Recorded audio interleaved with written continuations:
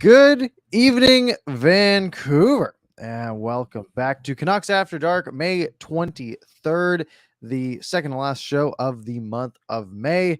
As always, joined by my co-host here, Canuck Clay. How are you doing today, Clay?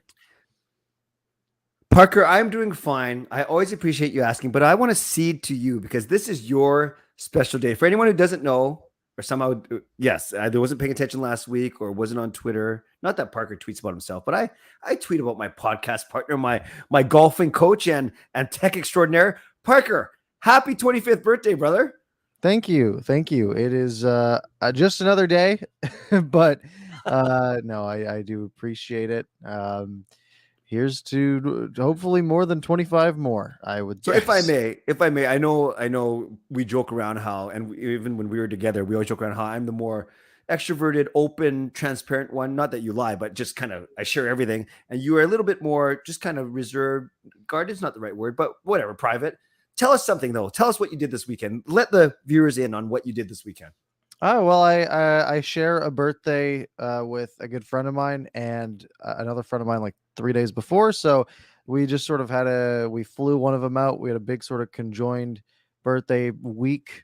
So we've just been hanging out all week, taking it Awesome. easy. I've been watching hockey every chance I can because these are some really good hockey games. But it has just been a pretty chill last few days here. Where do you fly out from? Like far? Regina, not too far. Oh, that's good. Yeah, Good effort. I'm yeah, impressed.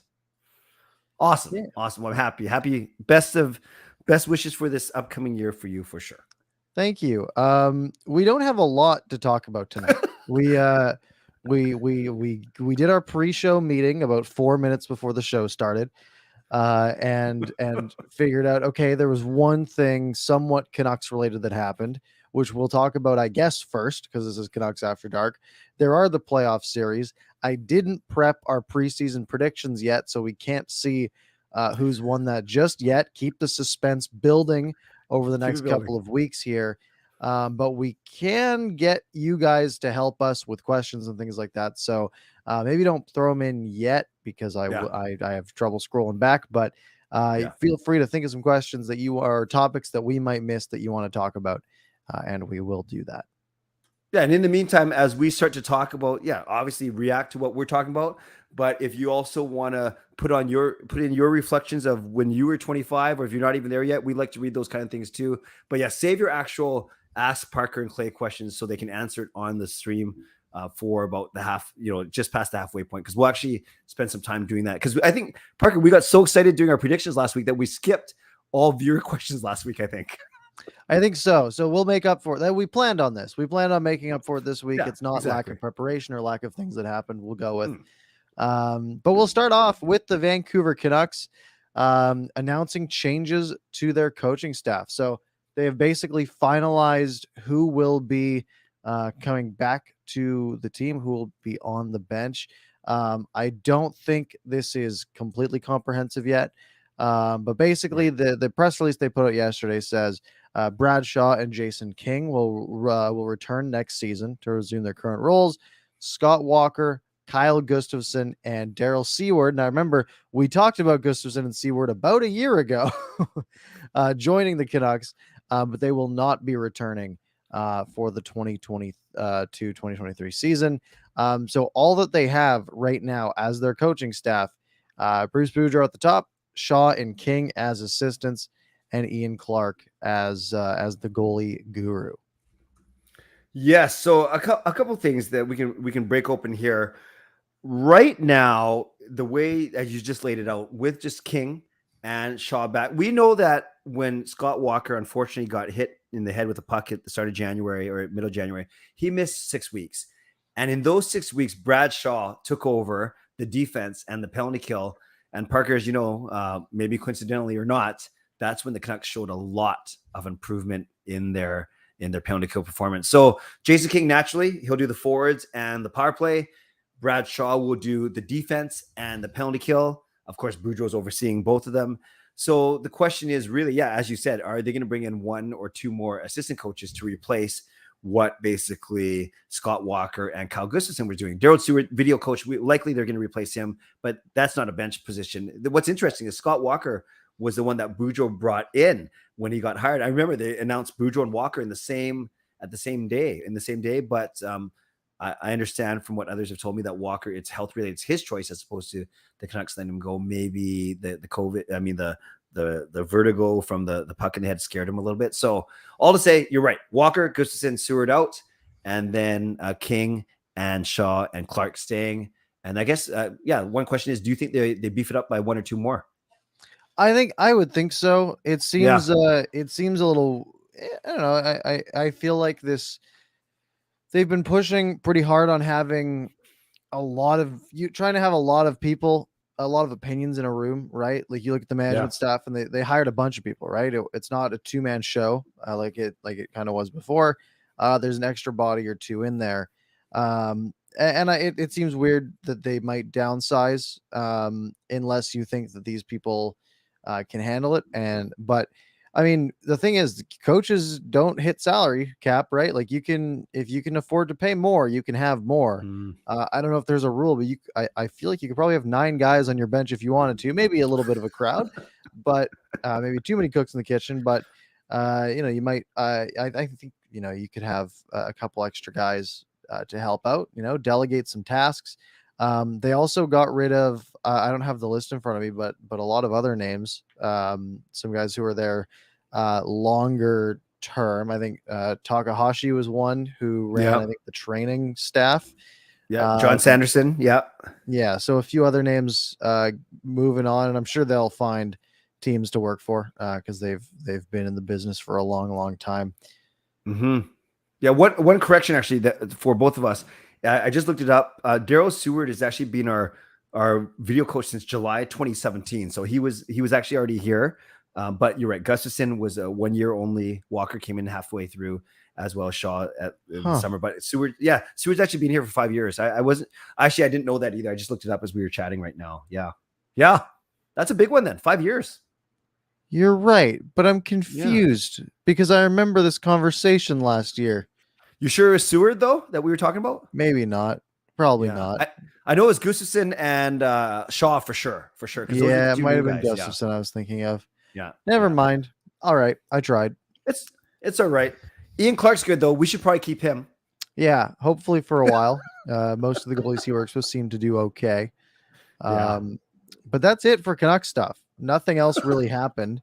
Again, it'll heat up in the next month and a half, really, as we get draft, free agency, all that stuff coming through in late June to mid-July ish, which will be much more exciting. But for right now, it is all playoffs. That's the only real thing going on in the NHL. It has been drama filled.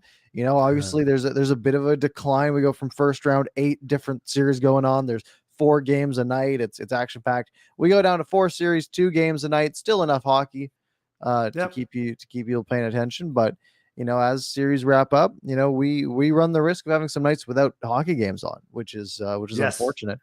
And I guess do we want to start off with the one that was underwhelming? And that was the Battle of Florida.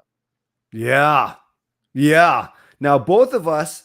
So Parker, I must say, we had so much fun on last week's stream. So much fun that we didn't even take any viewer questions because we were giving our second round predictions, and we basically confirmed that not with the same person, but when it comes to hockey, often we think alike because we had 4 exact same predictions, and one of them was Tampa over Florida in 7. 7. Wasn't it?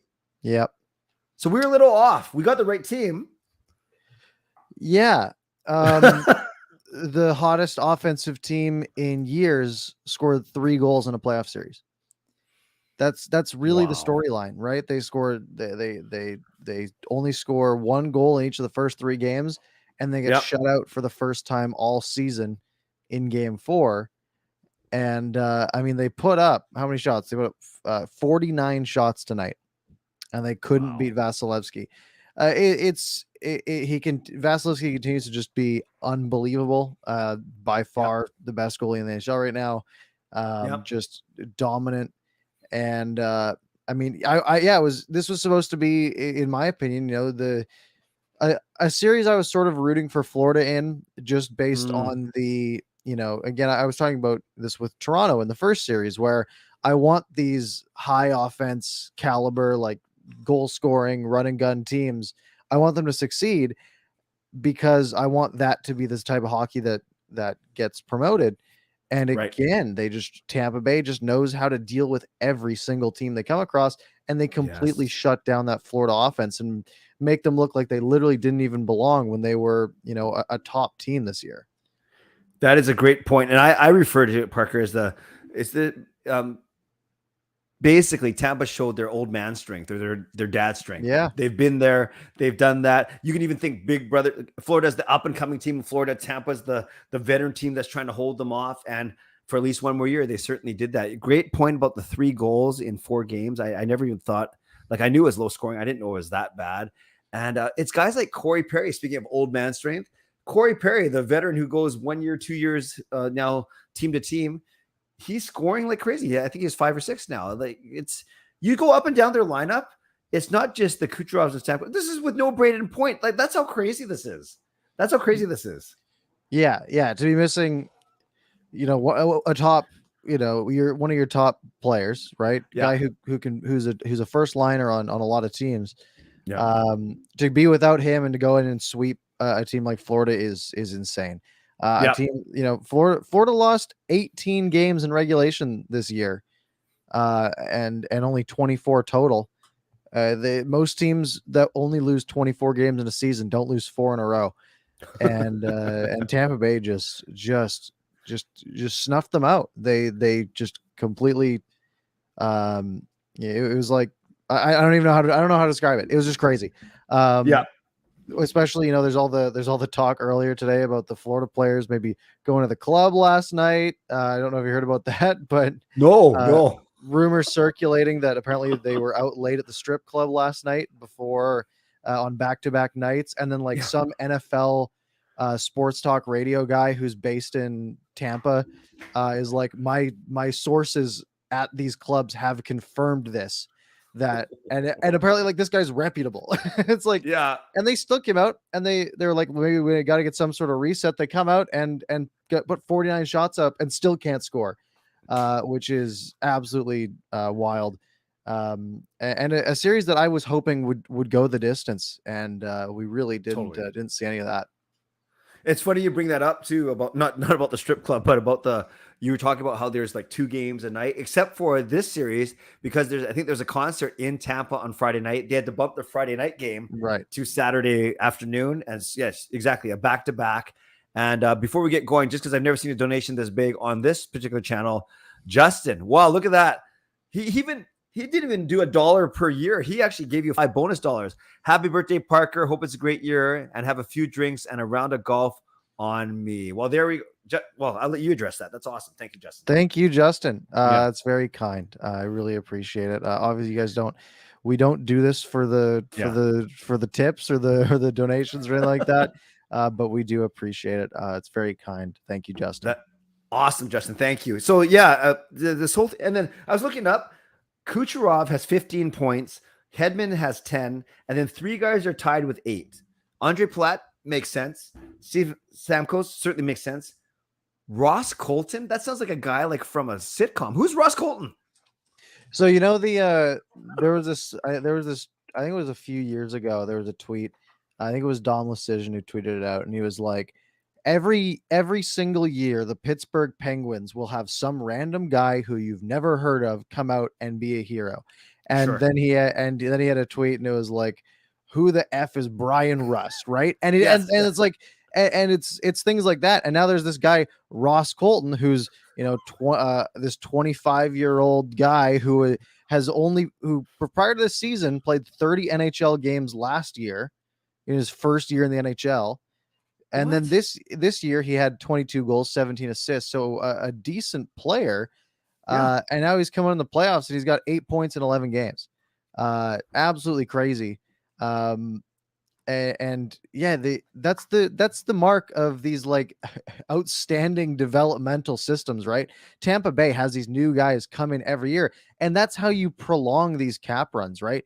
You have guys Yes. coming in making $1 million this year, like Ross Colton, putting up 8 goals in 11 games in the playoffs and scoring 40 points for you during the regular season.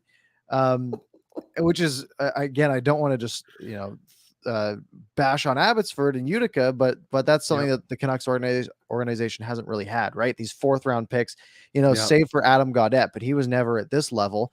To come through and be sort of a hero and help propel Tampa Bay farther.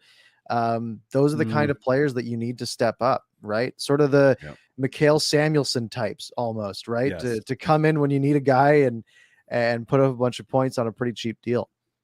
Yeah, I do like. Yeah, and by the way, did you want to acknowledge maybe acknowledge Sure. Lucas's? Yeah, go for it.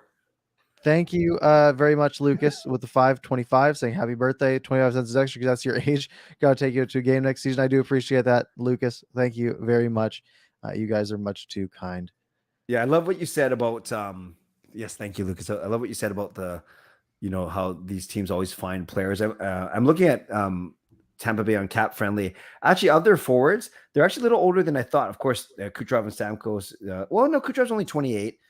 Braden. Oh, never mind. Forget what I said. Kucherov and Point 28, 26. Cirelli 24. Brandon Hagel 23, and Colton 25. So they have 5 players that are in their 20s still. And then, of course, you have the Palats, Killorns, and Stamkos of the world. But on D, looking good. They have Sergachev, Chernak, and Cal Foot all in their early 20s, and then Vasilevsky's 27. So it's not like they're over the hill. They're not even close to it yet. That's scary, man. And they have cap certainty, right? They have Vasilevsky locked up for 4 more years after this. They've got Hedman for 3 more years after this. Hedman's making under $8 million a year. Yeah. Which is just ridiculous, right? The only UFAs that they have going into next year, Andre Palat, who's 31 at this point. I don't think he's going to be getting a big raise from the 5.3 that he already makes. I think that's probably a pretty good number for him. So that's not an increase. Nick Paul might get a pay bump because he's been pretty good for them. But again, not like crazy, right? He had 32 points this season. And then on defense, Jan Ruda. So yeah, they have this team is going to be around next year as well. Yeah. And the year after that. They have built a roster, which is why we've sort of said, and I like to drive home, you're not building a team to make the playoffs and then hope you can go on a run, because it usually doesn't work, right? You might get in and kick the tires a little bit and probably get knocked out and then not make it again the next year, see the 2020 bubble. Or you can build a team like this, like the Tampa Bay Lightning, who will go out, were the absolute favorites, get swept in the first round against Columbus, but then they come back, win 2 Stanley Cups, and are a true contender to do it again. And there's no reason why they won't be in the mix again next year. So it is, that's what you build these teams for, because you just got to win it once. And eventually, if you have a good enough team and a guy like Andre Vasilevsky backstopping you, that's your best chance that you've got. Parker, I love Quinn Hughes. I know you love Quinn Hughes. We've never had a defenseman like Quinn Hughes for the Canucks. But for perspective, he makes 7.85 a year. Hedman makes 7.875. So the same. Yeah. And we love Hughes, but Hedman's a beast. Yeah. One more donation, by the way, from Coach Rob. Coach Rob, thank you very much. $5 saying happy birthday from Coach Rob Shan and Charlie Cat. Thank you very much. Yeah, you got a cat donating to you. That's amazing. That's fantastic. Much appreciated, Rob.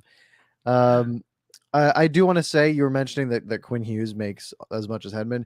Hedman's contract was signed in 2017, right? Like that's fair. That was a max term deal that got him a lot of cap certainty, and it was, a $60 million contract basically. But yeah, no, it's he is a heck of a hockey player.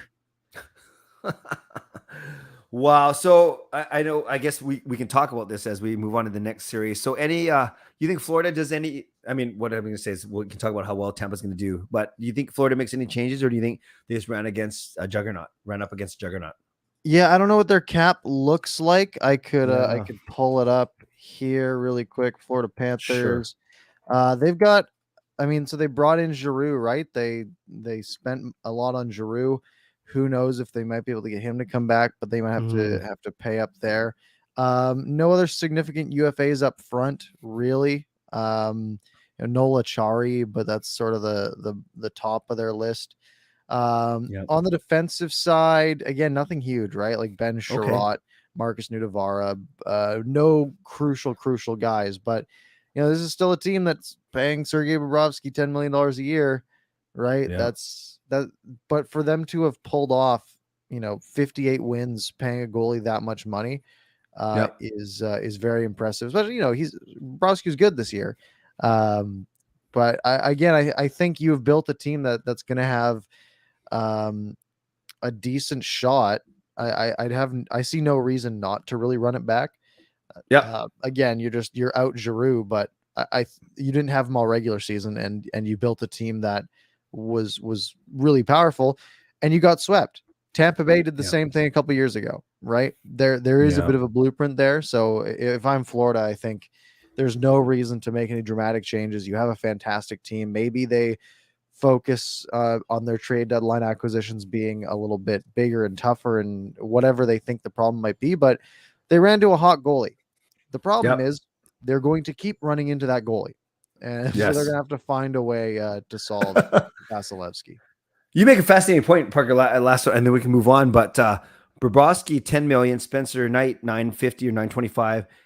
The Canucks, half of that next year. Demko, 5 Yeah, million as opposed to Bobrovsky's 10, and Spencer Martin, 763 as opposed to 950. So you're getting, basically, I'd say equivalent goaltending for half the cost, and every dollar counts, especially for our beloved Vancouver Canucks. absolutely. Yep. What's the next series we want to touch Well, on? we'll stay in the East because basically Tampa is now sitting there licking their chops, waiting for the winner of Carolina and the Rangers. And this, to me, is the least intriguing series of the Yeah, four for me. I agree. Yeah. Carolina goes out and wins the first two games of Yeah. this one. Um, and I don't even remember how they happened because it's been like the least interesting one to me.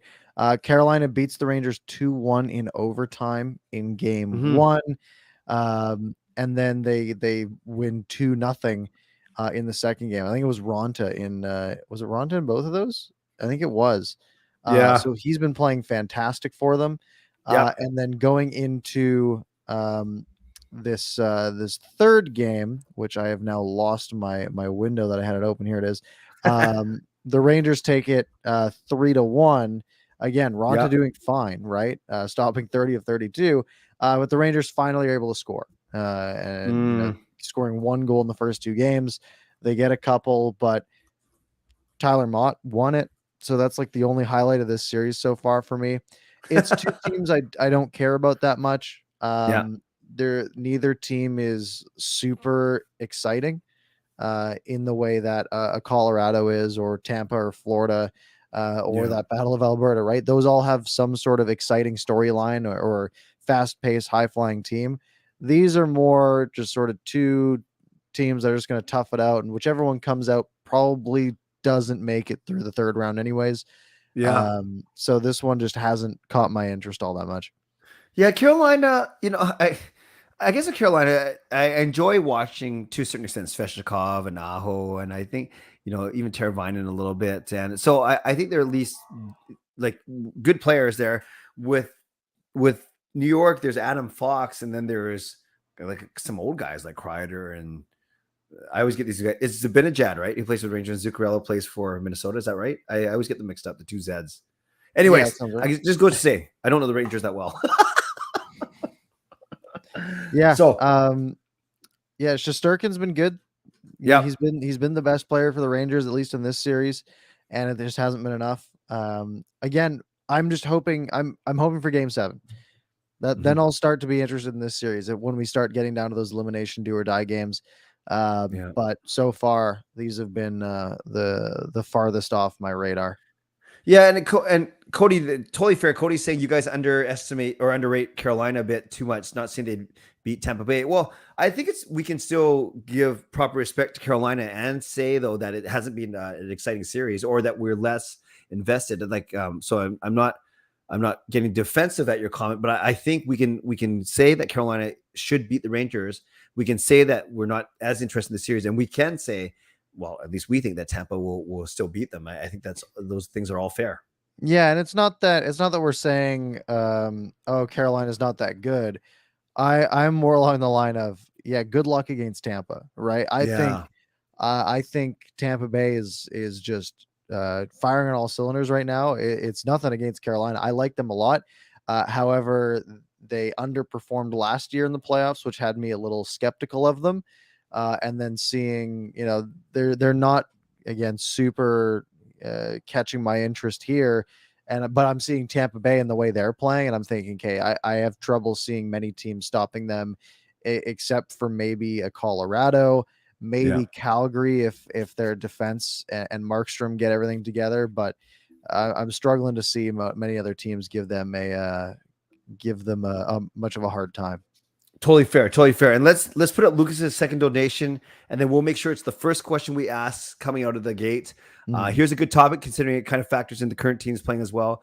Canucks, Calgary HLT moving to Calgary, Abbotsford to get a new geographic. Yes, we will talk about that, Lucas. So we'll end off by talking about the Battle of Alberta, which will segue into that. So let's move on, or can we move on from that division? Is that okay, Parker? Yep. Let's go to the West.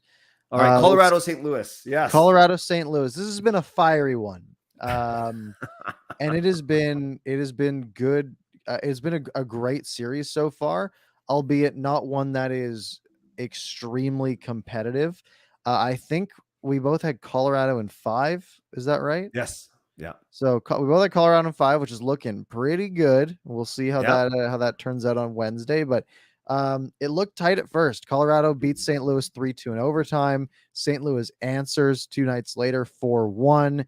And then Colorado takes game 3 5-2. And this is where the drama starts, right? Jordan Binnington had come in for St. Louis, has been his former Jordan Binnington self, and then he gets hurt. And he gets hurt by Nazem Kadri. And the thought, initially you see, okay, Jordan Binnington got hurt by Nazem Kadri. Well, before you even see the play, a few things pop into my mind. I go, okay, did Binnington do something dumb? Because he tends to. Did Kadri do something dumb? Because he tends to. Turns out neither of those things are what happened. Sort of weird play. Kadri driving the net, gets bumped into Binnington. I don't think he's trying to, crash into him or anything. And I think most of the discourse has been in that camp that it's basically one group of fans that are saying that Kadri, the people who are saying, oh, well, just look at Kadri's history. Yeah. But he has a bad history, but you can't take something that wasn't intentional and apply it there. Right. Yes. If it was intentional, then yes, you take that history and you stack up the severity of the punishment for it, but you don't punish something that was unintentional because he has the history, because he's already paid that time. So it ends up taking out Binnington completely. They go and sort of run the score up on Husso, which is unfortunate for Husso because he was really good for them in the regular season and now he's really struggling. But it is against Colorado, so you're gonna suffer. You're gonna struggle a little bit. And then over the weekend with the Kadri incident, Kadri, sort of comes out and says, it wasn't intentional. Craig Berube, the St. Louis coach, was like, yeah, just look at his reputation. And it's like, okay, well, he's not helping all that much. And then you start getting some racist comments, some death threats coming out of the St. Louis fan base, which is bad enough. And then you have, obviously, the Colorado Avalanche, the NHL, they're all like condemning this stuff and working with the police. And then Berube today gets asked about it and he says no comment. It's like, okay, well, condemn the death threats, Craig Berube. It's not a high bar. I think I saw a tweet, don't remember who it was, but shout out whoever it was, said you could put a limbo bar 6 inches above Craig Berube's head and he'd still walk into it or something like that. Like it was such a slam dunk, easy question. And he says no comment to it. So that's a bad look. And then Nazem Kadri decides, I'm not gonna retaliate. I'm not gonna, I'm gonna say, yeah, this sucks to be in this scenario, whatever. I'm gonna go score a hat trick tonight, and he taunts the fans a little bit. Ron McLean with some pretty bad takes on the intermission, saying like, "Oh, you shouldn't be doing that to the fans and all this stuff." I was like, well, I might do the same thing if they were threatening to kill me and saying things like that. So, Yeah, yeah. um, but he let his actions speak for it. Scores 3 goals. Did you see so there was a bit of a scrum at center ice Okay. where Kadri and Perron, the angle's really tight that the replay showed, and you can only really see Kadri, and it looks like he skates into Perron and sort of gives him a shove. But it's also, you can't tell if Perron was also moving. It looked to me like both of them came together and like gave each other a shove, and maybe Kadri initiated a bit, but it's a playoff game. After the whistle, a shove, right? It's not cool. In the regular season, you might even get a penalty for it, but in the playoffs, it's something that happens all the time, right? Mm-hmm. And then Perron and some other, I think it was Buchnevich, maybe, both just go after Kadri and knock him over, a couple cross checks. And then Perron dives on Kadri on the ice and tries to like throw some punches there. They both get penalties, both of the St. Louis players. 5-on-3 power play for 2 minutes for Colorado. Kadri scores about 3 seconds after the power plays end, as they're skating, as Perron's trying to get back into the play. And so Kadri shoots and scores. Keep in mind the penalty boxes are behind him. And as he turns around to look at the crowd and start celebrating, he turns and Perron is right here coming at him. And he sort of ducks him, completely dodges him as Perron throws the elbow up and misses. And it was a bad look for Perron. But yeah, an excellent game for Nazem Kadri, who normally I'm not a big fan of based on his history, but in this scenario, he's turning himself into sort of the perfect heel, in a good way, for the Colorado Avalanche. Wow. Oh, thank you for explaining that. Yeah, I just saw your tweet actually about that flailing elbow from Dexter Geddes' favorite player, googly-eyed David Perron. But yeah, that's crazy. Kaji, I remember. I don't like him either. I remember the day he elbowed Daniel Sedin in that crazy game, Toronto and Vancouver back in the day in Toronto. But all to say, yeah, to take out Binnington unintentionally, but in a hockey play in Game 3, and then to basically be the difference maker in Game 4. That's what big time players do. Honestly, Parker, that's what they do. So Yeah, whether he's it's given me a bit of Brad Marchand vibes here, where totally, I really dislike the way he plays at times, and he's got a bad history. But when he turns it on, he is a really good hockey player that knows how to make the other team angry and draw yeah, penalties and do all that stuff. And yeah, he's a player that's easy to hate on a bit, but yeah. he can walk the walk if he needs to. Wow. So you think St. Louis has a chance in this one? Nah. Colorado's they're too strong. Their only real shot is having phenomenal goaltending. I mean, you look at the shots in this game, right? 37-20 in favor of Colorado just tonight only. It was just a dominant game for them. Even then, St. Louis scores 3 goals on 20 shots. Not a great night for Kemper. But Colorado scores 6 on 37, and they're doing just fine as well. They're too strong, especially when Kadri's performing, because it's like, okay, yeah, throw them onto the pile of players that are too good to deal with. I saw, I think it was compilation, just like 4 clips from I think it was Dmitry Filipovich that he put on Twitter of just Cale Makar's breakouts from this game. And it's 30 seconds of just your jaw being on the floor, of him just walking around people, going out of his zone into the other zone, immediate scoring chances every single time. And like players like that, it's too hard to stop. I think they put this away in the next game, if not by Game 6. And they'll get, hopefully for them, some rest before they face their Alberta opponent. Yeah, and as we've kind of both hinted at, we're kind of angling towards a Colorado Tampa final, but we have a few weeks to talk about that. Okay, let's talk about this war of attrition, this Battle of Alberta. What a crazy, it's crazy. I can't believe that in game one, in a 9-6 loss, because one or two of those were empty netters, that Calgary, that actually Edmonton had the better save percentage. Isn't that funny? It is wild. Shots were 48-28, and there were 15 goals scored in game one. And this one was wild too, because Calgary scores twice in the first minute. Yeah. It's 5-1, 6 minutes into the second period. And then at some point it was 6-6. Yeah. So they blew a 5-1 lead somehow. And then the third period, they just scored 3 more and said, it's fine. We'll just win it. We're good. We're good.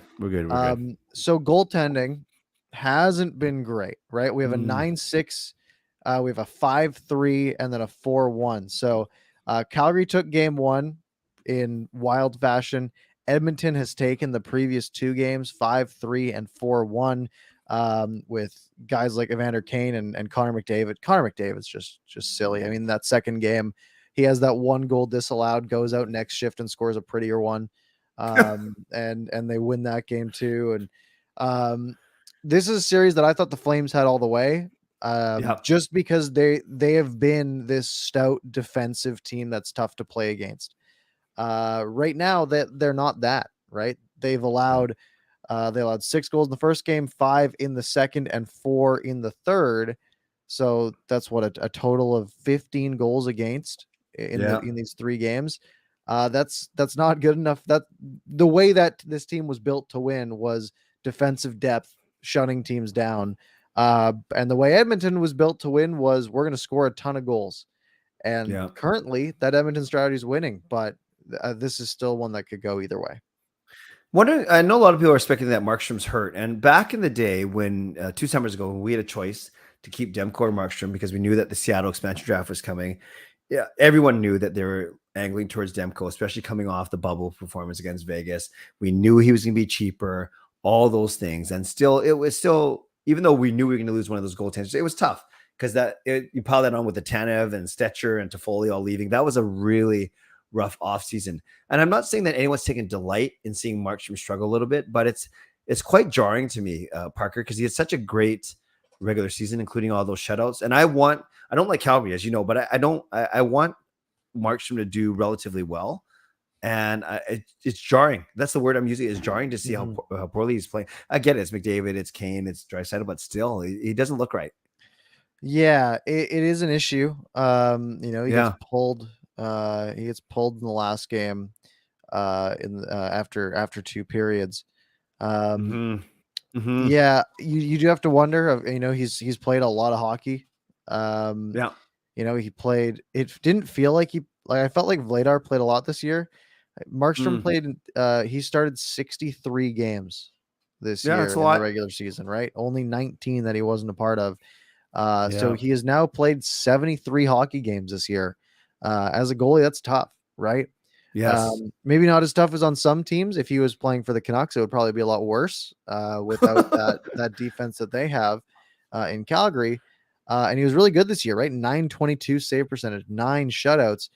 In the playoffs so far, he's got a 912, which is still good. And he was great in the first round. But the problem is now he's up against Edmonton, and he's not having those put the team on his back, shutout performances basically, or allowing 1 goal. Could it be fatigue, injury? Sure. Could it just be a slump, right? Is he just having a few bad games like every single player in the league does? It would be a bad time for that to happen, but he really didn't have any of those in the regular season. So it's tough to discern. I'm sure it's one of those things that, it's one of those things that 2 days after they get eliminated, you'll hear like, oh, he had a broken leg or something like that they'll talk about in the wrap up press conferences. But at least Edmonton's goalies aren't doing that great either. Although Smith has had a couple of excellent games and a couple of terrible ones as well. And perfect. Great segue, Parker. Let's talk about the Edmonton goalie who got run over by Milan Lucic. Now, some guys were saying, including Daryl Sutter, that Lucic didn't run him. That's how he skates. And as a very not great roller hockey skater. Although I have goals in consecutive games, I think the goalies are giving me a chance. But regardless, that's not about me. I skate pretty poorly. I don't stop well. Yeah. Do you buy that's how Lucic was skating, and he wasn't trying to hit him? I need to. I have the video here. I'm just gonna quickly. I'm gonna quickly Sure. watch it again because I don't remember the exactly what it looked like. So I'll Lucic let you watch comes it. in Sure. a few strides, comes across the hash marks, no more strides. Looks like he's trying to cut around the net and fails the cut part because Smith is turning. Yeah. It looks like he really tried to stop in the wrong way. He's tried to stop way late, and he was trying to cut around the net, and he didn't cut very well. But these are pro NHL players. If you're the worst skater in the NHL, Yep. that's a play you should be able to make. But to I me, also it's one of those things where he could have done a better job of it. And I think he was quoted as saying, like, if I was actually charging, neither of us would be playing in the next game. Yeah. Right. Saying he would have been suspended and Smith would be done. So I think it's one of those things where he probably failed to cut out of the way, and it was unfortunate, but I don't think he's trying to run the goalie behind the net. Yeah. And I'm not in the business, Parker, of defending Milan Lucic, but and Smith is a big guy. So I think if Lucic wanted to hit him, wanted to hurt him, wanted to charge him, kind of like what he was intimating, I think he would have hit him a lot harder. I really do. Like it doesn't look great, but and I'm not defending him. I don't know. I don't think it was egregious at all, quite frankly. But yeah, I think it's not great. I think I think the onus is on Milan Lucic to not do that. I'm just saying I don't think he was trying to run the goalie over because if he's trying to make a hit, it's a really awkward one where he goes sort of legs first into him. But I think it would have been a lot worse if he, threw the shoulder into him and gave him a good hit. But goalie's looking the other way. He fails the cut, sort of runs him over. But yeah, he has to do a better job of getting out of the way. He got the game for it. I think that's about all you'll see, especially in a playoff matchup, right? I wouldn't have expected him to get anything else. So, it sucks for Mike Smith, but it was more unfortunate than anything. And just before we open it up, and we'll start with Lucas's question about the Calgary affiliate. Did you see the hit by that St. Louis guy on Girard? Knocked him out of the playoffs. I did. Broken sternum, right? Yeah, I saw it a couple days ago. I don't remember exactly what it looked like, but I remember not thinking it wasn't bad. It wasn't a bad hit. Barbashev or something, right? The guy, the big St. Louis guy. Yeah. Yeah, and I think plastered it was him. And even Bednar said the other day, because after the Kadri Binnington incident, he's like, that was an unfortunate play, just like the Girard hit was an unfortunate play. Oh, right. Like he even says, like, look, that was clearly not intentional and a bad result, just like what we just had happen to us, right? So very diplomatic from Bednar.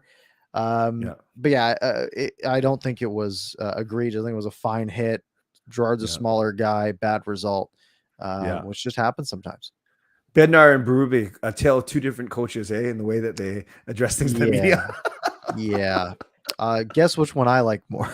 Yeah, I'm with you. Yeah. Oh, that's perfect. So we saved 15 minutes. That we actually did a good job today with our timing. 15 minutes for viewer questions. Unless, Parker, you have anything else you want to add about the current?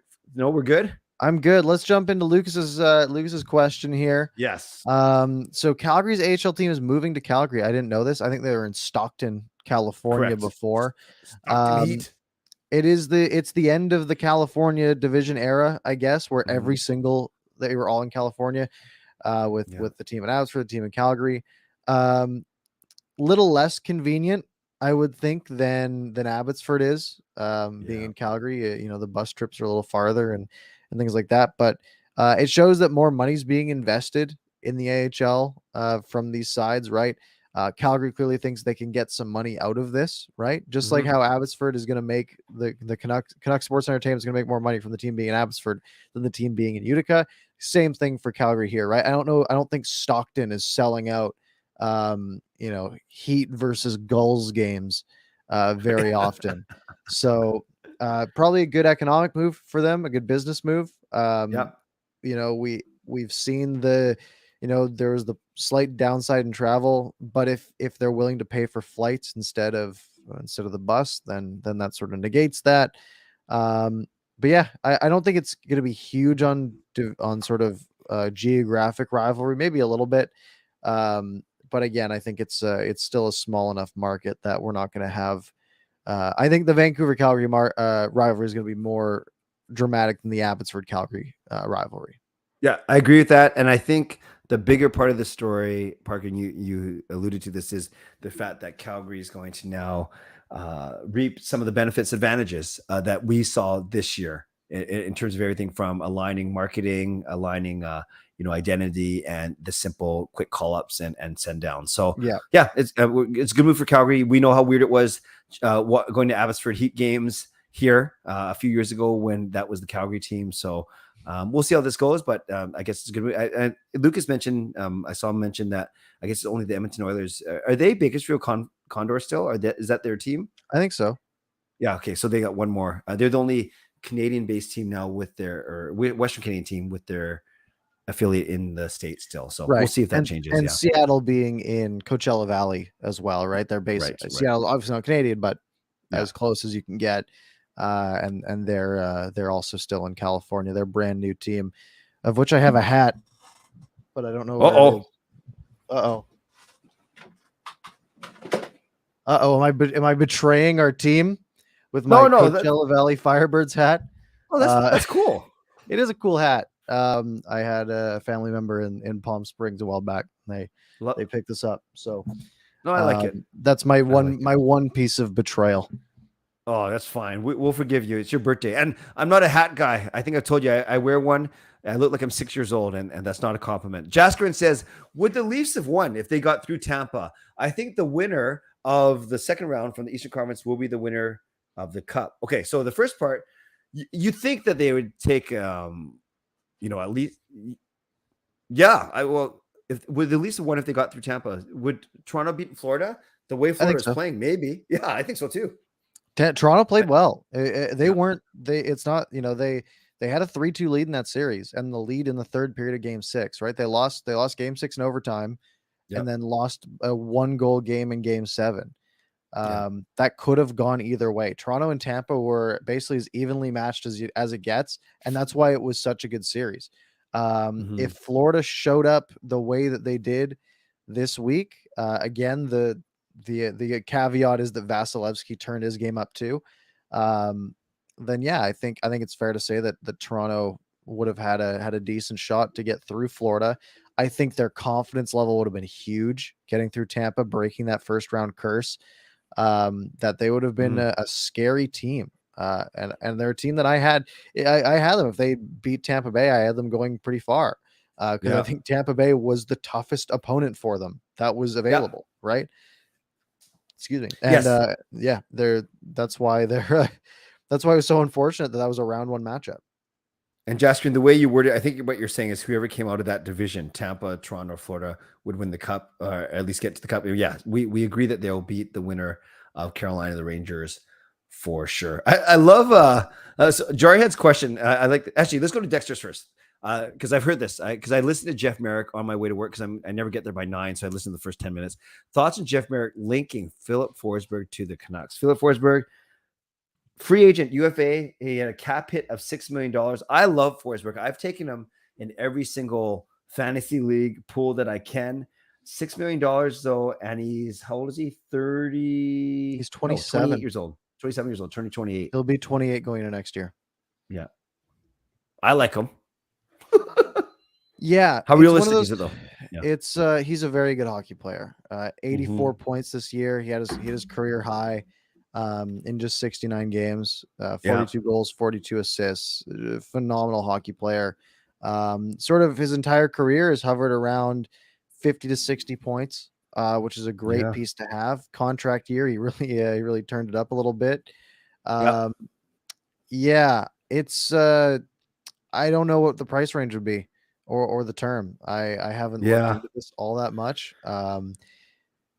But the Canucks, not like the Canucks have a ton of cap space, but man, that would be a player you'd love to have, right? I'm sure.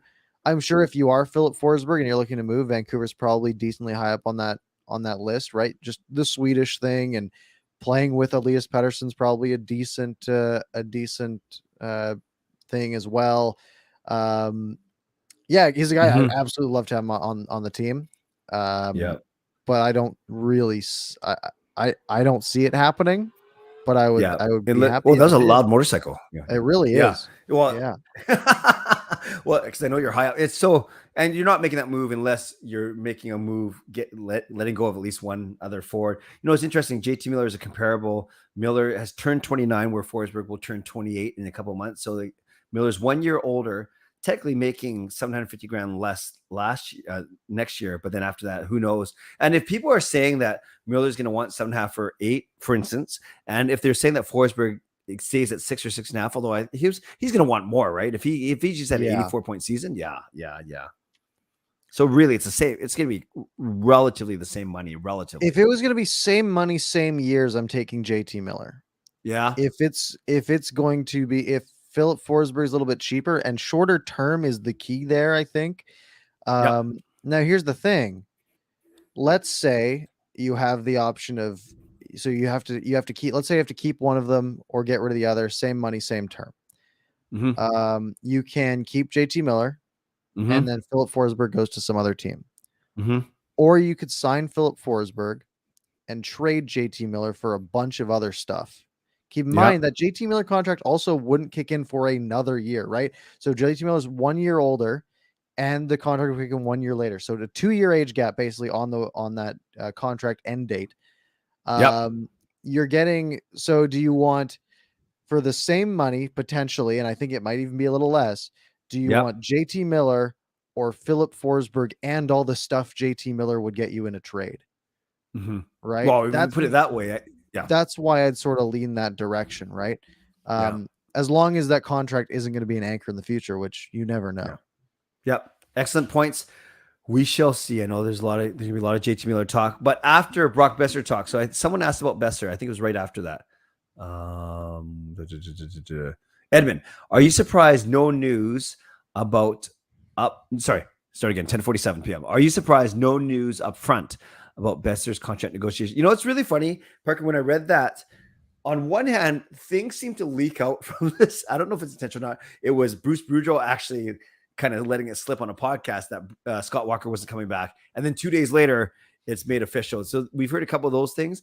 Rutherford's not afraid, as you know, to talk in the media, and it's not like he's trying to be, a newsbreaker or salacious. And he's just very transparent, and he believes so much in the way he does things that he's pretty confident in how transparent he is.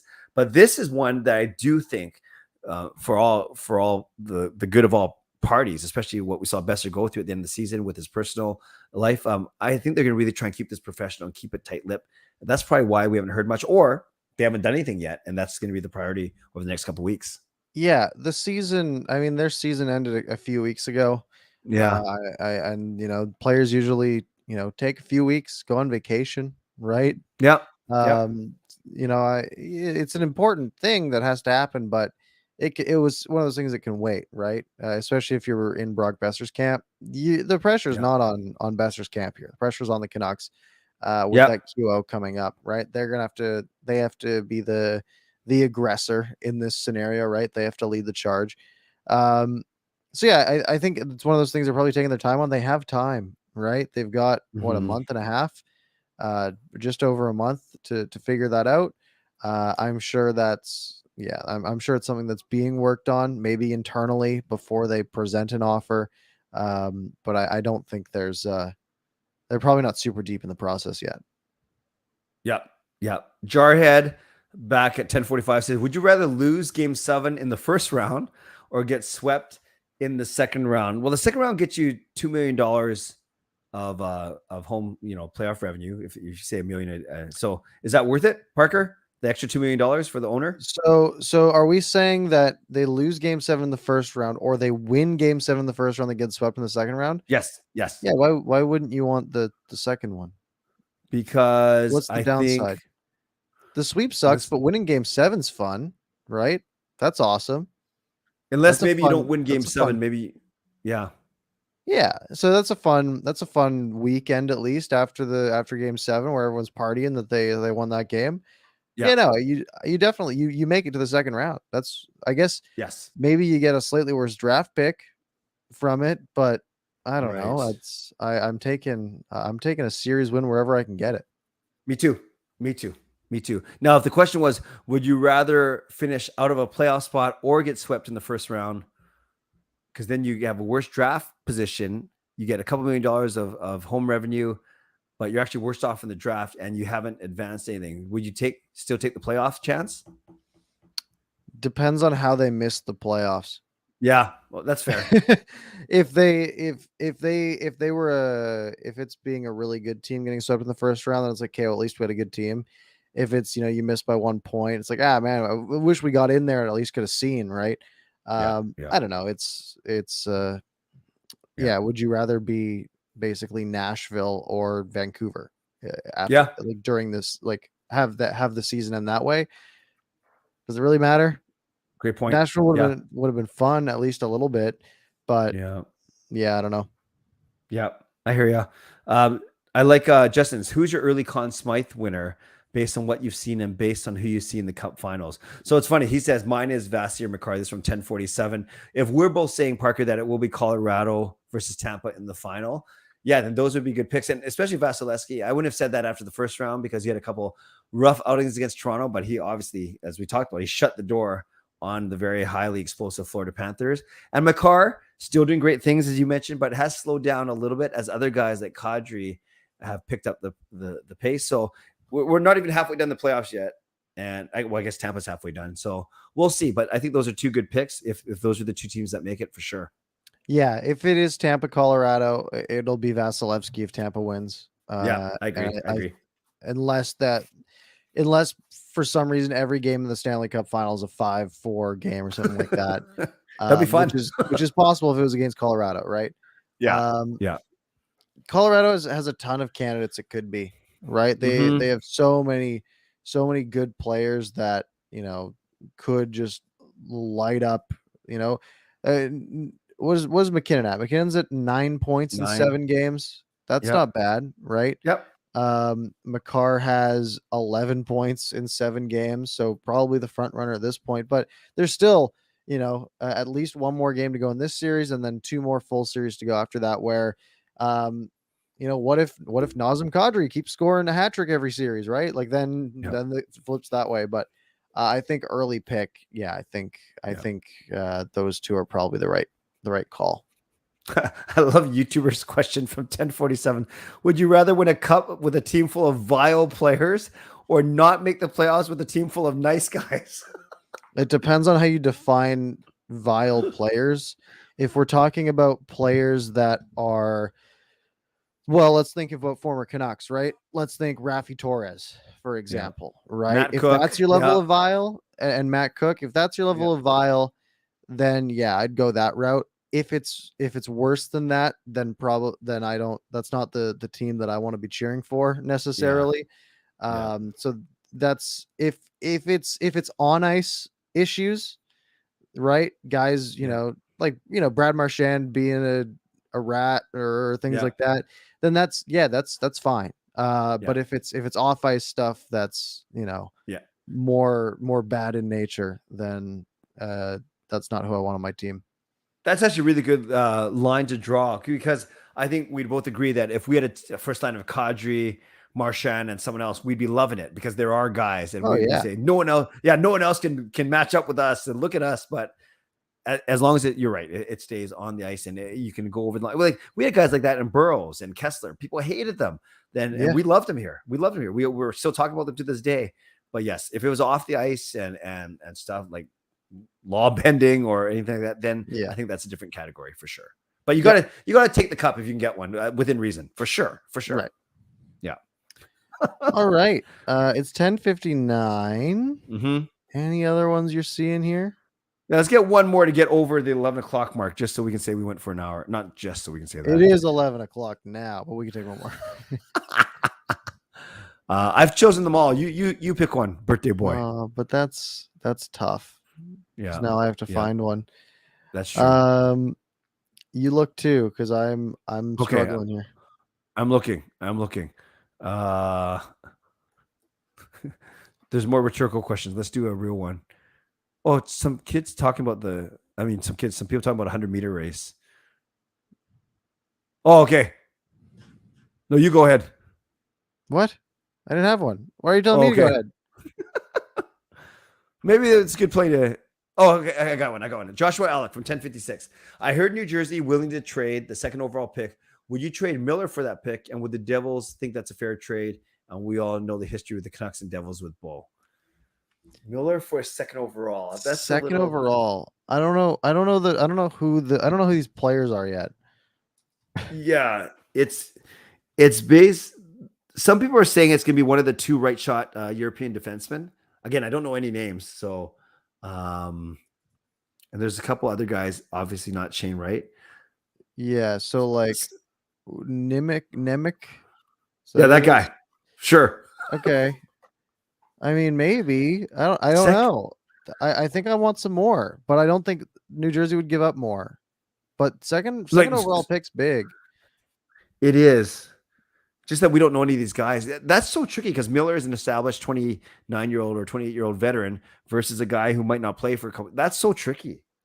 Yeah, if you give me a 10-minute compilation of this player's highlights, then I will probably say yes, because I do that and I see them play. I'm like, oh, I want that guy. But yeah, I don't know. That's a very tricky one. Because I think we could build arguments for both sides why they would say no.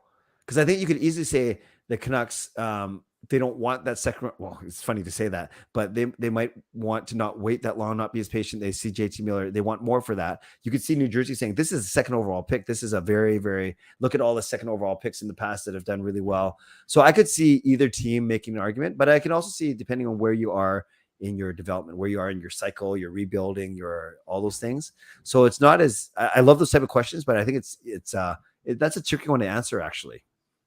Yeah. It really is. Yeah, I have to think about that one. Yeah, I need to watch. I don't think I do it. If I'm the Devils, I don't think I do it. I think no, I don't there's think so just a cachet. There's a cachet with second overall pick. I think you need more if you're New Jersey. Well, yeah. I mean, let's do a fun exercise before we wrap up here. Okay. Let's go back to some drafts. I'm gonna pull up I'm gonna pull up 6 drafts. Sure. Starting at 2020. Yep. 2020 is too recent. 2019. Kako was the second overall pick. It's not great so far, right? 58 points in 157 games. 2018, Andrei Svechnikov, pretty good player. Yeah, I'm doing that one. 2017, Nolan Patrick, not the best, but Elias Pettersson was on the board. Cale Makar was on the board at that time. Yep. 2016, Patrick Laine, not a bad player. Mm-hmm.